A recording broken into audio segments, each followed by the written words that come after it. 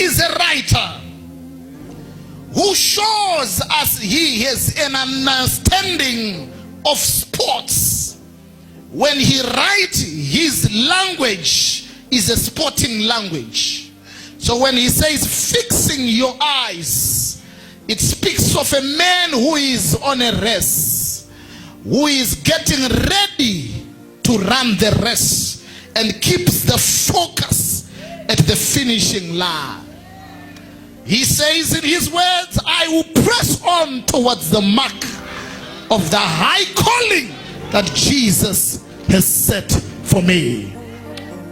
He speaks of prizes, the high prize. It is a sporting language of people that have gone to the Olympics, and after the Olympics they are receiving medals of how they have done in their fields and in their areas. He says, this is what I do. He said, I wrestle. When he speaks issues of wrestling, it is a sporting language. Paul is a sportsman who understands the dynamics of importance of focus if you are going to win the race. He says, this is what I do. I take hold of what is ahead of me and I put it behind me and I press on towards the mark. He says, press on towards the mark.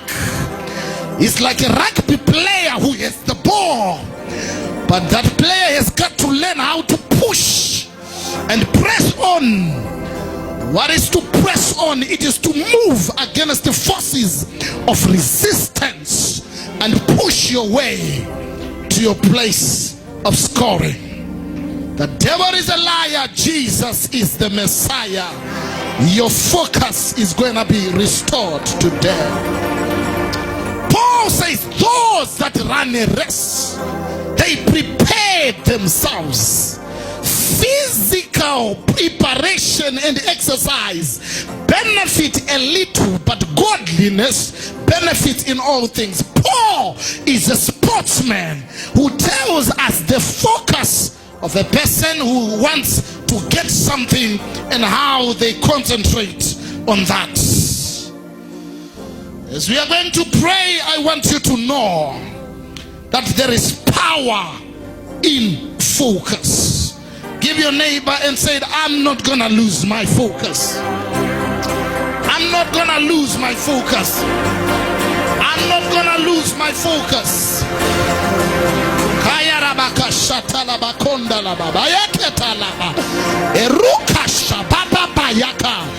I'm not gonna lose my focus.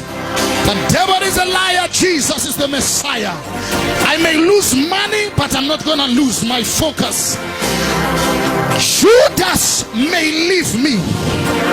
Judas may leave me, but I'm not gonna lose the focus. Looking unto Jesus, who for the joy that was set before him endured the cross. Judas sold him, but he did not lose the focus. Peter, are you not one of those that were with Jesus?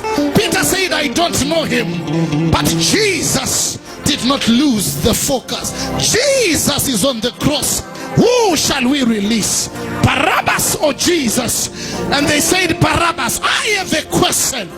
Where was a woman who had the issue of blood to defend Jesus while he's on the cross? Where was the blind Bartimaeus whose eyes were opened that Jesus has no defender? I have a question. Where was that man who was told and raised in that place, in that pool, the pool of Bethesda? Where is him that Jesus is about to be slain? Where is the daughter of Jairus when Jesus said, Talita Kumi, daughter arise? Where is them? Where are they that Jesus is now on the cross and there is no one to defend? But even though there was no one to defend him, he did not lose the focus. The devil is a liar. Jesus is the Messiah. You shall reach your destiny. If you can keep the focus, you shall reach your destiny.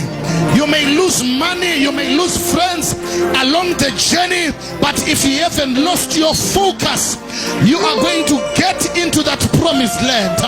If you haven't lost your focus in your business, your focus in your spiritual life, your focus in your ministry, you may lose all other things, but don't lose your focus.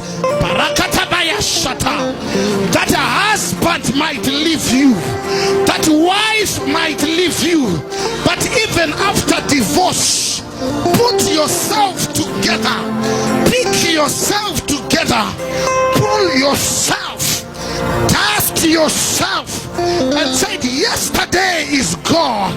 I am here today. I am not able to change my past, because my past is in the hands of the devil, but my future is in my hands. Your past is in the hands of the devil, but your future is in your hands. The devil can play with your past, but you are in charge of your future by the decision you make today. And say, I'm gonna keep the focus. I'm gonna keep the focus. Give your neighbor a high five and say, I'm gonna keep the focus. Alabado shakatalabahaya. I'm gonna keep the focus. Riando tolobo shakatalabaha. I'm gonna keep the focus. I'm speaking to a Peter. I'm speaking to a Peter who jumped out of the boat by faith to walk on top of the water, even if the waters are shaking. Peter, you did not jump out because you knew you could walk on water. You jumped out because you were looking at Jesus. Don't look at the water. Don't look at the storm. Continue to look at Jesus. And the Bible says Peter began to sink. The reason why you sank is not because you lost money. The reason why you sank is not because of what happened to you. It's because when you had challenges in your life, you shifted your eyes on Jesus and you began to focus on what was happening. But the Bible, the word of God says, Peter looked up to Jesus and said, Master, I don't know if there is someone who has lost focus. You can still look up to Jesus.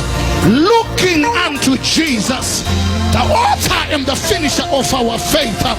And he stretched out his hand and he was assisted. I don't know where you are sinking into, but there is a hand of assistance today. There is a hand of assistance. You are regaining that focus. You are regaining that focus. That father impregnated you did not take responsibility. Focus on raising those kids. They will be doctors. They will be millionaires. They will take care of you tomorrow. Don't continue to fight with that man. Improve your life. Go and look for a job. Sell something. Raise your children. As you do that, you shall reach your destiny. Your focus is being restored.